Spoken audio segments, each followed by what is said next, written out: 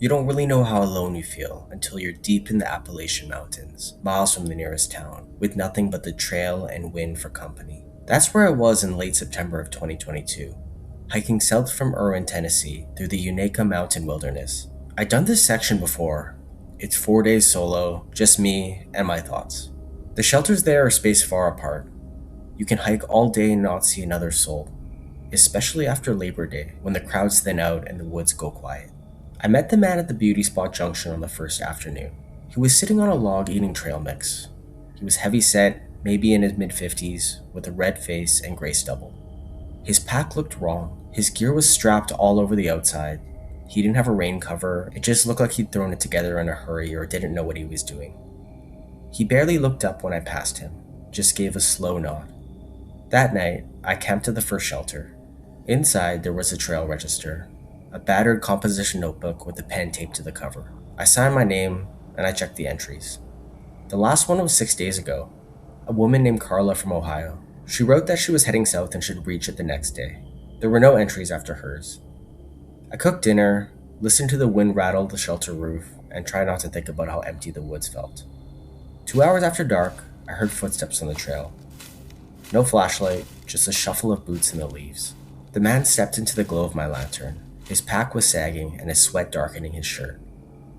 He asked if there was room, unrolled his sleeping bag, and laid down without another word. He didn't unpack or eat. He just lay there in the dark, hands folded on his chest, like he was waiting for something. I tried to go to sleep, but every time I closed my eyes, I heard him breathing slowly. Everything felt too calm. He was gone before sunrise. He didn't sign the register, he didn't leave a sign he'd been there. I packed up and hiked on.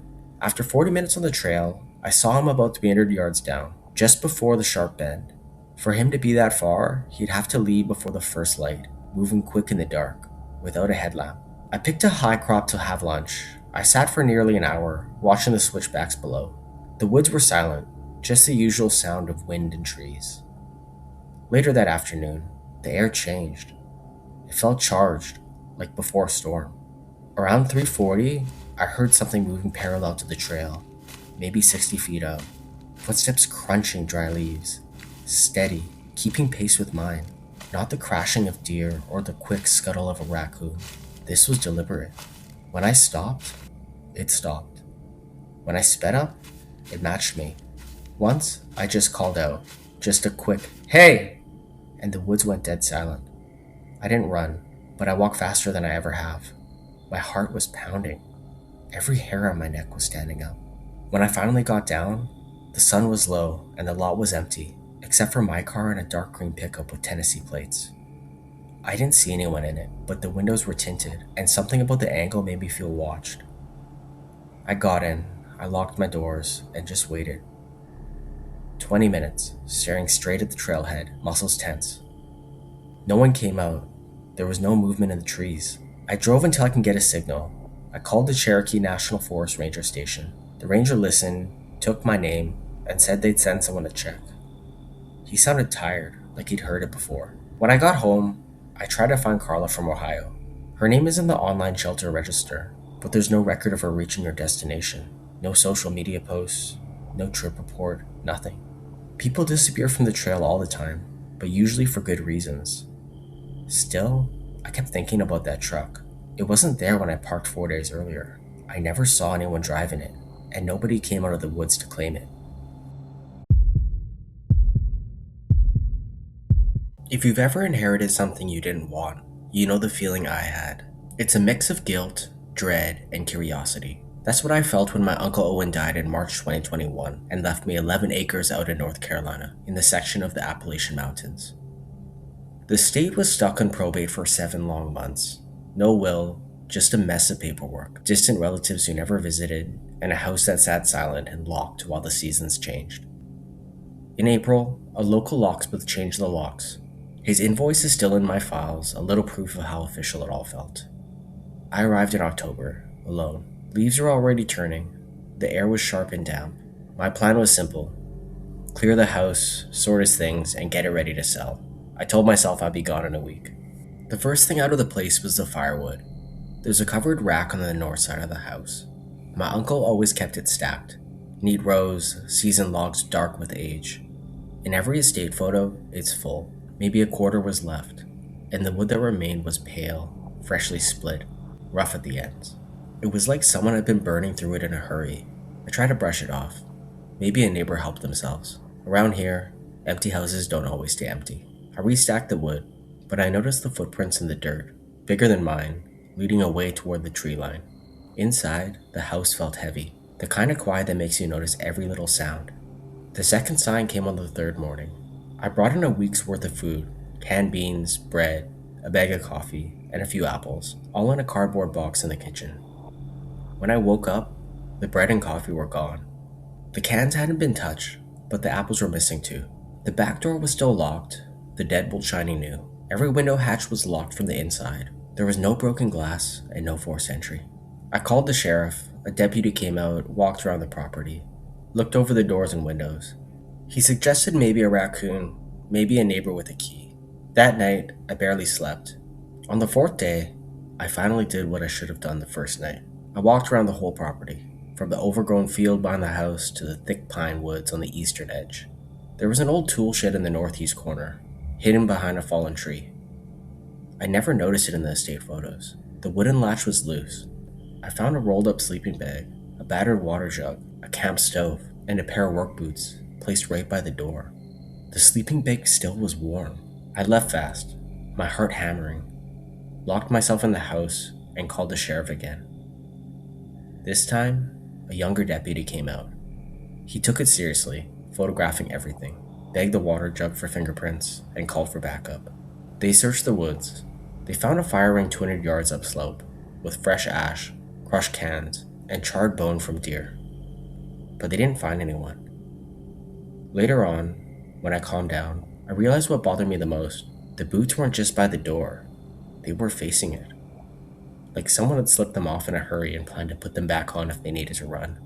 That meant whoever was on the land were close enough to watch me, maybe even while I was inside the house. I sold the property in January 2022. I got a cash offer, no questions asked. The family was from Georgia. I disclosed the trespassing, and the attorney wrote it up as resolved. A couple weeks after closing, the family emailed through their realtor. They loved the place, said it felt peaceful. I wrote them back and told them I was glad. That was the last I ever heard.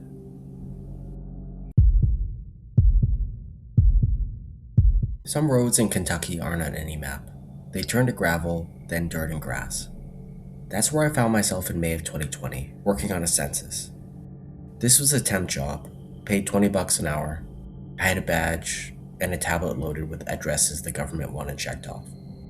Most of it was routine. I'd knock, take a record, move on. But the hollows were different. It had tight valleys, the sun was gone by afternoon, and mailboxes were covered in rust. People out here notice strangers, and they don't always want to talk. On my 9th day, I got an odd route, Redbird Branch, scrawled in red ink at the top of my manifest. Next to it, a note I'd never seen before. Prior contact incomplete. Return visit required. I asked my supervisor. She just shook her head. Old assignment. Someone else couldn't finish. Let me know if there's trouble. The first 3 stops were normal. People answered, gave short replies, kept their doors half shut. At the 4th house, a woman named Sandra answered. She had tired eyes and a scar along her jaw. She confirmed 2 residents, answered everything fast, but kept glancing over my shoulder. As I turned to leave, she lowered her voice. You should finish before dark. I laughed it off, but she didn't. Her eyes were dead serious. The next house, no answer. The one after, a young guy who wouldn't meet my eyes. He gave quick answers, then shut the door before I'd finished my goodbye. The last address was a farmhouse at the end of the hollow. A man stepped out onto the porch before I even reached the steps. He was tall, had gray hair, and skin weathered like old leather. He answered every question, voice was flat. He never smiled. He never moved closer. He never shifted his feet. On the drive out, I passed a red pickup crawling in. The driver stared straight at me, eyes locked on mine for a second too long. In the rearview, I watched him keep going, disappearing behind the trees toward the last house. Back in town, I marked the route complete, but Sandra's warning kept replaying in my mind. A few days later, I asked my supervisor about the prior worker. She said there'd been a workplace safety incident.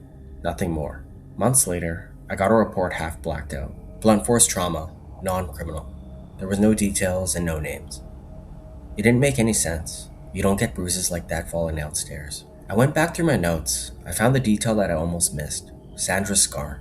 I searched missing persons in Kentucky and found a listing for Andrea Blevins. She disappeared in 2018. The photo looked just like Sandra, right down to the scar. She's still listed as missing. There was no updates. I sent everything to the local authorities. A detective called me once, said he'd look into it. I never heard back. Sometimes I check the census records to see if the last address still pops up. It does. Someone still lives there. I stood on that porch and realized Sandra wasn't giving me advice. She was warning me the only way she could.